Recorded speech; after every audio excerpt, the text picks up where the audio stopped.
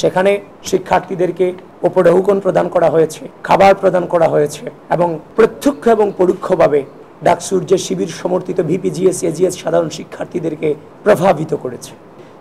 গতকালকে আপনারা জেনে থাকবেন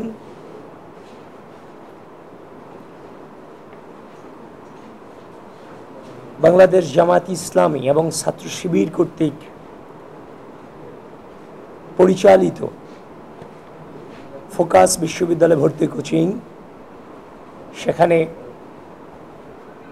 ঢাকা বিশ্ববিদ্যালয়ের প্রথম বর্ষের শিক্ষার্থীদেরকে যারা কোচিং করে চান্স পেয়েছে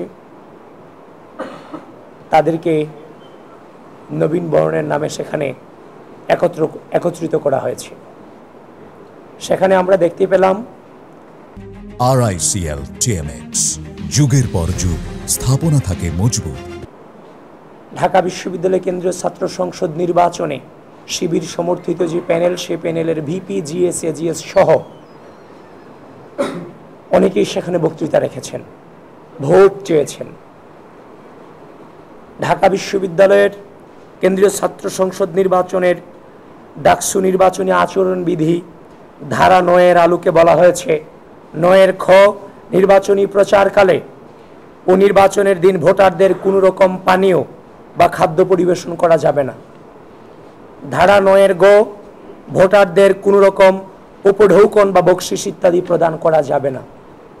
সেখানে শিক্ষার্থীদেরকে উপঢৌকন প্রদান করা হয়েছে, খাবার প্রদান করা হয়েছে এবং প্রত্যক্ষ এবং পরোক্ষভাবে ডাকসুর যে শিবির সমর্থিত ভিপিজিএস এজিএস সাধারণ শিক্ষার্থীদেরকে প্রভাবিত করেছে, যেটা সুস্পষ্টভাবে নির্বাচনী আচরণবিধির লঙ্ঘন। আমরা নির্বাচনের কমিশনে এসেছি, আমরা আমাদের জায়গা থেকে আমাদের অভিযোগ জানিয়েছি। যদি ঢাকা বিশ্ববিদ্যালয় এরিয়ার বাহিরে এভাবে বিশ্ববিদ্যালয়ের শিক্ষার্থীকে সমবেত করে উপঢৌকন এবং খাবার খাইয়ে ভোট চাওয়ার মাধ্যমে যদি প্রভাবিত করার সুযোগ আচরণবিধিতে থাকে, তাহলে আমরাও আমাদের যা মতো করে নিলাম বিশ্ববিদ্যালয়ের বাহিরে উপঢৌকন দিয়ে, খাবার দিয়ে।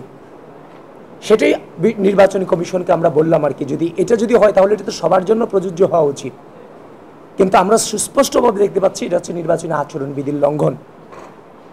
সেটাই আমরা নির্বাচন কমিশনকে জানিয়েছি যে এটার বিরুদ্ধে যেন তারা দ্রুত সম্ভব ব্যবস্থা গ্রহণ করে। এছাড়াও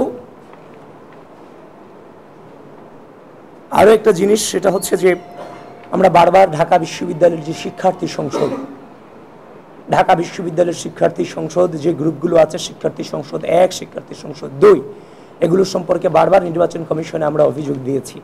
এ নিয়ে আজকের মতো তৃতীয়বার আমরা আমাদের অভিযোগপত্র দাখিল করেছি যে এই গ্রুপগুলো নির্বাচনী লেভেল প্লেয়িং ফিল্ডকে ক্ষুণ্ণ করছে। তো এটার বিরুদ্ধে কেন ব্যবস্থা নেওয়া হচ্ছে না? যেখানে নির্বাচনের যে আমাদের যে কমিশন আছে, কারা এই গ্রুপগুলোকে চালায়, মডারেটর এবং হচ্ছে যে আপনার এডমিন প্যানেল, সকলকেই তারা চেনেন, জানেন, তাদের সাথে কয়েক দফা বৈঠক করেছেন। কিন্তু তাদের সাথে বৈঠক করার পর দেখলাম যে গ্রুপগুলোর নাম পরিবর্তন হয়ে গেছে, উল্টা এখনও পর্যন্ত মিসইনফরমেশন, ডিসইনফরমেশন ছড়ানো হচ্ছে। তো সুতরাং এটা নির্বাচনী লেভেল প্লেয়িং ফিল্ড ক্ষুণ্ণ করছে। এটার সম্পর্কে কেন ব্যবস্থা এখনও পর্যন্ত নেওয়া হচ্ছে না, নির্বাচন কমিশন ব্যর্থ কিনা নির্বাচন পরিচালনা করতে, সেটি আমরা তাদেরকে আজকে বলেছি এবং অতি দ্রুত যেন আগামী কয়েক ঘন্টার মধ্যে যেন তারা এইগুলোর ব্যবস্থা নেয়, আমাদেরকে যে জানায় সেটা আমরা জানিয়ে এসেছি। তারপরে হচ্ছে যে গতকালকে আরেকটি বিষয়, সেটা হচ্ছে আপনারা জেনে থাকবেন বিশ্ববিদ্যালয়ে 4 দিনের বন্ধ ঘোষণা করা হয়েছে। যে 4 দিন বন্ধ ঘোষণা করা হয়েছে নির্বাচন কেন্দ্রিক, এই বন্ধের আগে আরও 2 দিন ছুটির দিন আছে, যেটা হচ্ছে শুক্রবার এবং শনিবার। তাহলে শুক্র শনি সহ এখানে 6 দিনের বন্ধ আছে।